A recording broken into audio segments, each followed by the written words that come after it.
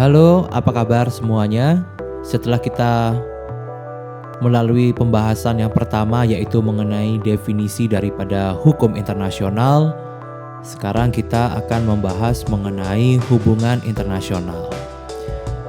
Di dalam sesi ini kita akan menjelaskan mengenai pengertian hubungan internasional, kemudian asas-asas hubungan internasional, ruang lingkup hubungan internasional, dan hubungan hukum internasional dengan hubungan internasional.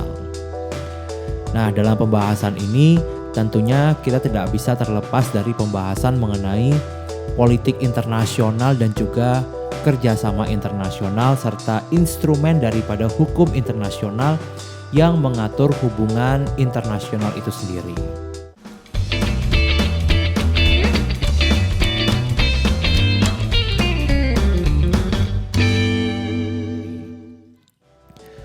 Oke, yang pertama yaitu mengenai pengertian dan asas hubungan internasional. Pengertian dari hubungan internasional ini kalau kita lihat dari beberapa literatur tentang studi hubungan internasional, dan menurut para ahli itu dapat dibagi menjadi dua kelompok. Dari para ahli ini mendefinisikan hubungan internasional ada yang secara sempit dan juga ada yang mendefinisikannya secara luas. Baiklah, secara sempit dari Chris Brown dan juga Kirsten Anley ini mengatakan bahwa hubungan internasional adalah studi tentang hubungan antara negara-negara atau relations of states. Selanjutnya dari Simon Brown ini mengatakan dalam arti sempit yaitu international relations are actions and reactions among sovereign states as represented by their governing elites, atau hubungan internasional dimaknai sebagai aksi dan reaksi di antara negara-negara berdaulat yang diwakili oleh para elit atau penguasa di negara tersebut.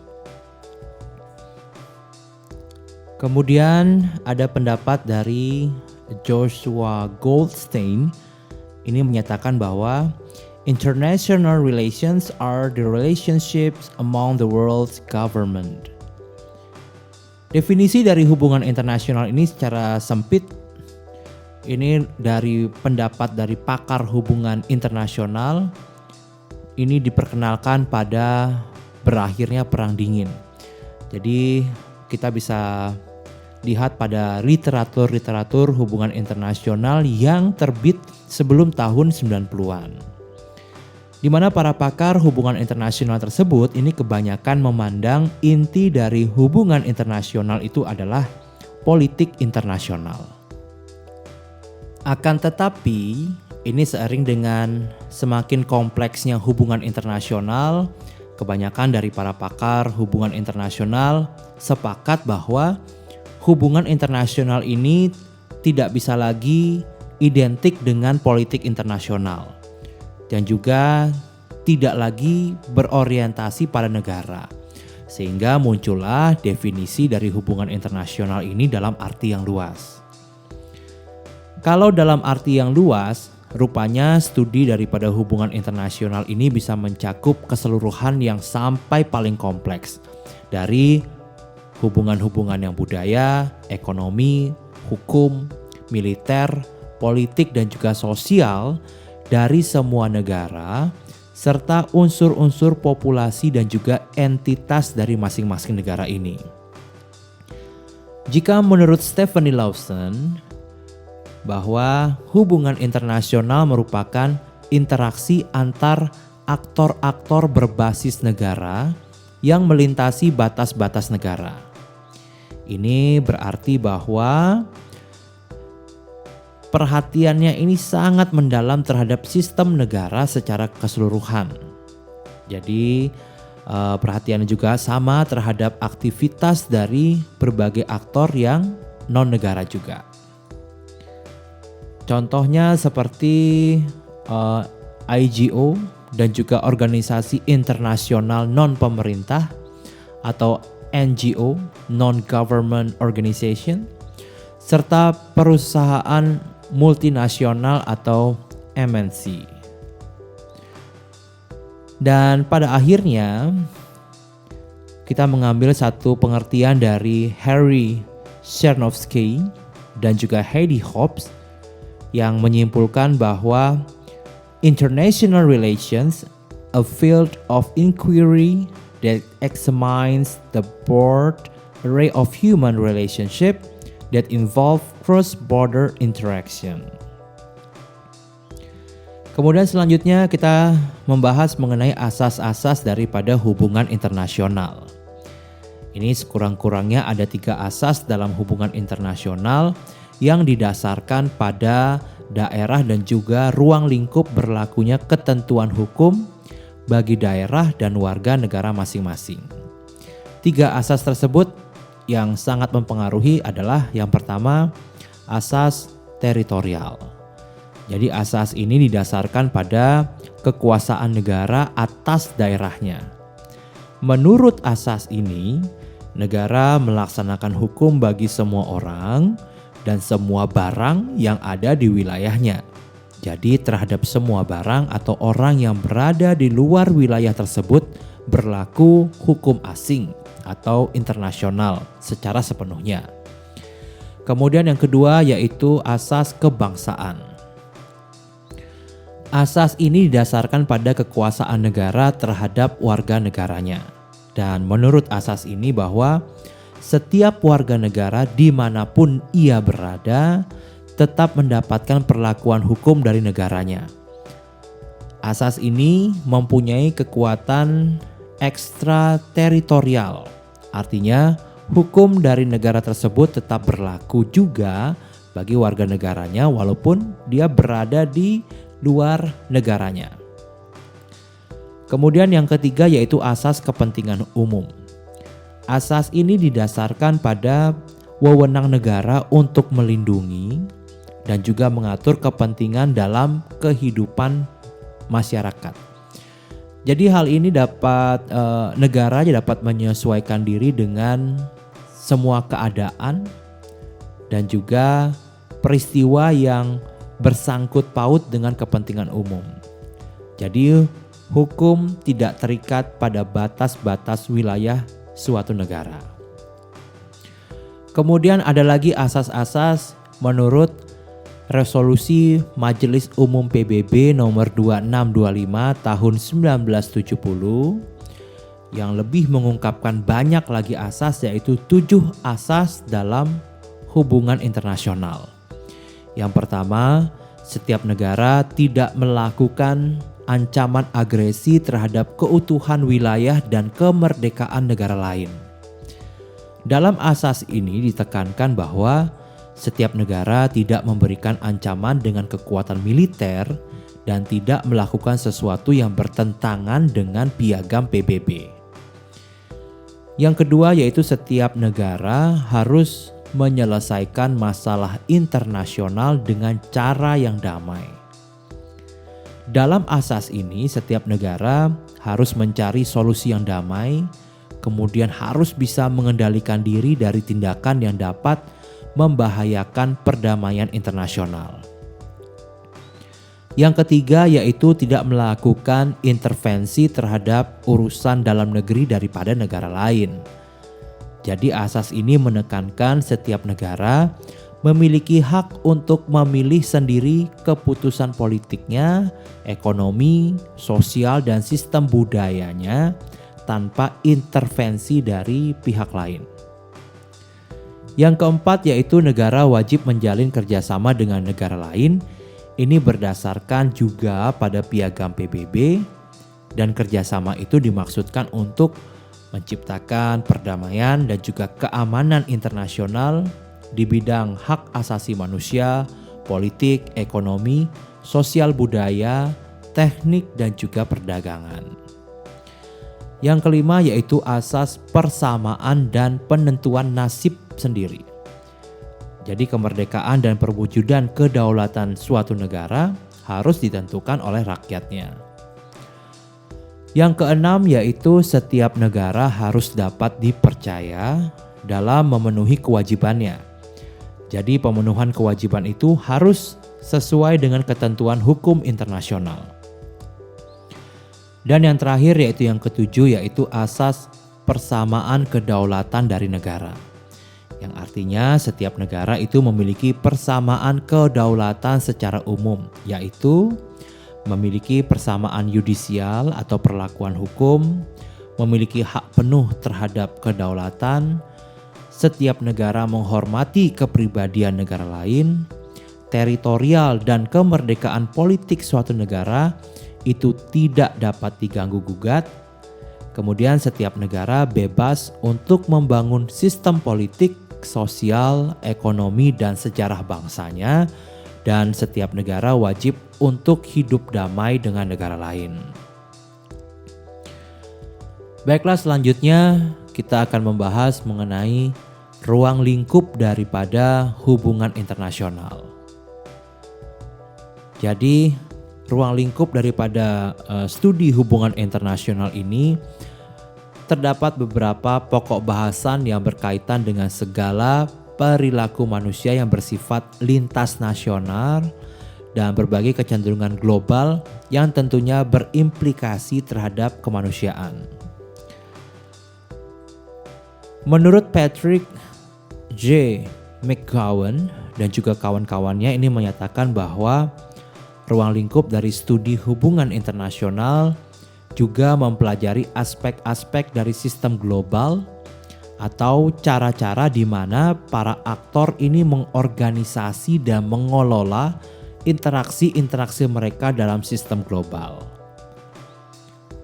Secara tradisional, memang ruang lingkup dari studi hubungan internasional itu adalah negara sebagai aktor hubungan internasional dan kepentingan-kepentingannya, terutama pada masalah keamanan nasional dan juga kekuasaan atau power. Karena itu, pokok bahasan mengenai perlombaan senjata, kemudian krisis antar negara, perang dan sebab-sebab perang ini menjadi topik-topik yang utama. Ruang lingkup atau pokok bahasan yang lebih modern terhadap studi hubungan internasional ini muncul pada dekade tahun 1980-an.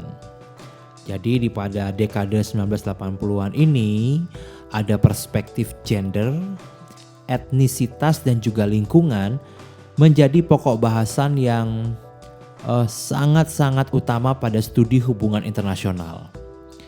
Dan memang pada sampai tahun 1980-an, studi hubungan internasional ini tidak memberikan tempat bagi teoritisi feminisme untuk terlibat dalam teori dan praktik hubungan internasional. Jadi sejak tahun 1980-an mulailah banyak adanya pergerakan-pergerakan feminisme. Kemudian dalam masalah lingkungan dan juga etnisitas, kita bisa lihat pada lahirnya Protokol Montreal tahun 1987 dan juga diadakannya konferensi tingkat tinggi tentang bumi di tahun 1992. Jadi ini sebagai tanda bahwa masalah lingkungan menjadi perhatian dan juga pokok bahasan yang baru bagi studi hubungan internasional. Kemudian diikuti juga dengan isu-isu tentang climate change, pemanasan global yang mempertegas perubahan dalam ruang lingkup hubungan internasional. Jika berbicara mengenai munculnya masalah etnisitas dalam suatu hubungan internasional, ini ditandai dengan banyak sekali konflik etnik yang berkembang di beberapa negara. Misalnya di negara Yugoslavia, Cekoslovakia, Chechnya, Bosnia, Rwanda, Suriah, Myanmar, dan juga sebagainya. Ruang lingkup studi hubungan internasional ini terus berkembang dengan munculnya ekonomi politik internasional. Dan ekonomi politik internasional itu adalah studi mengenai masalah-masalah internasional dan juga isu-isu internasional yang tidak bisa ditangani secara memadai oleh disiplin ilmu ekonomi, politik, ataupun sosiologi secara mandiri. Nah, Oleh sebab itu, makanya Tarjiv Matheson ini mengatakan bahwa studi daripada hubungan internasional mencakup semua jenis hubungan yang melintasi batas-batas negara. Tidak peduli apakah itu hubungan ekonomi, hubungan hukum, hubungan politik, atau yang lainnya. Ataukah hubungan itu bersifat privat atau publik. Dan dia juga menyatakan bahwa hubungan internasional ini mencakup juga semua perilaku manusia yang berasal dari suatu negara dan bisa mempengaruhi perilaku manusia di negara lain. Jadi dengan demikian, hubungan internasional ini semakin kaya oleh pengetahuan dan juga ide-ide teoritik dari antropologi, sosial, sejarah, politik, ekonomi, dan hukum tentunya, sehingga corak dari kajiannya bersifat interdisipliner. Oleh karena itu, studi hubungan internasional masa kini lebih berorientasi pada global society atau world society dan lebih banyak mengidentifikasikan meningkatnya peran jaringan negara dan non-negara. Dan selain itu juga bahwa hubungan internasional ini juga membahas gerakan menuju bentuk-bentuk dialog yang dirancang untuk membantu mengidentifikasikan nilai-nilai bersama umat manusia. Dengan kata lain, perubahan-perubahan yang sangat fundamental yang terjadi di masyarakat internasional ini memaksa studi hubungan internasional memperluas ruang lingkup kajian dan pokok bahasan, sehingga menegaskan bahwa studi hubungan internasional memang sebuah bidang studi yang bersifat interdisipliner. Kemudian pembahasan kita yang selanjutnya adalah apa sih hubungan daripada hukum internasional dan juga hubungan internasional? Karena kita mempelajari mengenai hukum internasional, ya kan? Jadi hubungan internasional atau yang sering disebut dengan studi daripada hubungan internasional ini walaupun keduanya memang tidak sama, ini adalah ilmu yang mempelajari hubungan antar negara. Itu yang menjadi persamaannya. Dan juga persamaannya adalah termasuk dari hubungan antara peran dari sejumlah negara, yaitu organisasi antar pemerintah atau IGO, organisasi non-pemerintah internasional atau INGO, organisasi non-pemerintah atau NGO, dan juga perusahaan multinasional atau MNC. Hubungan internasional ini merupakan sebuah bidang akademik dan juga kebijakan publik dan dapat bersifat positif dan juga normatif karena keduanya berusaha merumuskan kebijakan luar negeri negara-negara tertentu. Hubungan internasional ini sering dianggap sebagai cabang daripada ilmu politik, khususnya setelah tata nama UNESCO di tahun 1988. Namun pihak akademisi lebih suka menganggapnya sebagai bidang studi yang interdisipliner. Aspek-aspek hubungan internasional telah dipelajari selama ribuan tahun sejak masa Thucydides. Namun, baru pada awal ke-20 hubungan internasional ini menjadi disiplin yang terpisah dan juga tetap. Hubungan internasional ini adalah hubungan antar negara atau antar individu dari negara yang berbeda dalam bidang tertentu untuk kepentingan kedua belah pihak. Tentunya setiap negara ini tidak dapat terlepas daripada hubungan internasional. Oleh karena itu, maka setiap negara memiliki kelebihan dan kekurangannya masing-masing, sehingga hubungan internasional dapat melengkapi hal tersebut. Hubungan internasional ini tidak hanya terjadi karena ingin bekerja sama. Persahabatan, persengketaan, permusuhan, ataupun peperangan rupanya juga termasuk dalam hubungan internasional. Hubungan internasional bisa antar individu, antar kelompok, maupun antar negara di negara yang berbeda. Menurut pendapat dari Sam Suhaidi, hubungan internasional juga terdapat hukum internasional yang mengatur pergaulan hidup dalam masyarakat internasional. Kemudian, bagaimana jika hukum internasional? Sedangkan hukum internasional adalah bagian hukum yang mengatur aktivitas entitas yang berskala internasional. Ini pada awalnya hukum internasional hanya diartikan sebagai perilaku dan hubungan antar negara. Namun dalam perkembangannya, pola hubungan internasional yang semakin kompleks, pengertian ini kemudian meluas. Sehingga hukum internasional juga mengurusi struktur dan perilaku organisasi internasional dan pada batas tertentu perusahaan multinasional, dan juga individu. Hukum internasional itu adalah hukum bangsa-bangsa, hukum antar bangsa, dan juga hukum antar negara. Hukum bangsa-bangsa dipergunakan untuk menunjukkan pada kebiasaan-kebiasaan dan aturan hukum yang berlaku dalam hubungan antara raja-raja zaman dahulu.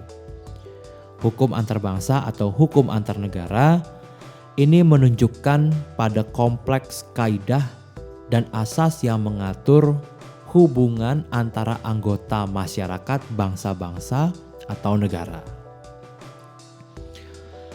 Baiklah, selanjutnya yang harus kita ketahui adalah lalu bagaimana persamaan serta perbedaan daripada hubungan internasional dengan hukum internasional. Kalau persamaannya, hubungan internasional dan hukum internasional ini kedua-duanya sama-sama cakupannya luas, yaitu sifatnya sangat global, kemudian berskala internasional atau berskala antar bangsa, antar negara, antar organisasi atau institusi, dan antar individu di dunia. Kemudian bagaimana dengan perbedaannya? Jadi hubungan internasional adalah suatu bentuk interaksi antar negara atau antar bangsa yang dilakukan dalam rangka memenuhi kebutuhan dalam negeri dari negara masing-masing. Jadi kebutuhan ini diwujudkan dalam bentuk kerjasama bilateral atau multilateral di berbagai sektor atau bidang, misalnya bidang ekonomi, keamanan, pertahanan, dan lainnya. Rupanya hal ini menjadi indikator bahwa untuk memenuhi keperluan dalam negeri, maka setiap negara ini tentunya mempunyai ketergantungan kepada negara yang lainnya, meskipun negara tersebut tergolong dalam negara yang maju. Sementara hukum internasional itu adalah suatu peraturan yang berlaku secara global atau berlaku di seluruh dunia yang harusnya dipatuhi dan ditaati oleh negara-negara di dunia. Hubungan internasional adalah suatu bentuk interaksi antar negara. Sedangkan hukum internasional adalah segala peraturan-peraturan yang mengatur bagaimana hubungan antar bangsa atau antar negara di dunia, serta mengatur aktivitas suatu negara di dunia internasional. Jadi, hukum internasional adalah kumpulan aturan-aturan yang berlaku bagi seluruh negara, sedangkan hubungan internasional adalah suatu bentuk interaksi antar negara-negara di dunia. Baiklah, demikian dulu pembahasan kita mengenai hubungan internasional. Kita sudah mengetahui mengenai pengertiannya, asas-asasnya, ruang lingkupnya, dan hubungannya dengan hukum internasional yang kita pelajari dalam mata kuliah ini. Baiklah, dengan demikian saya akhiri untuk sesi yang ini. Kita akan bertemu pada sesi yang selanjutnya. Terima kasih.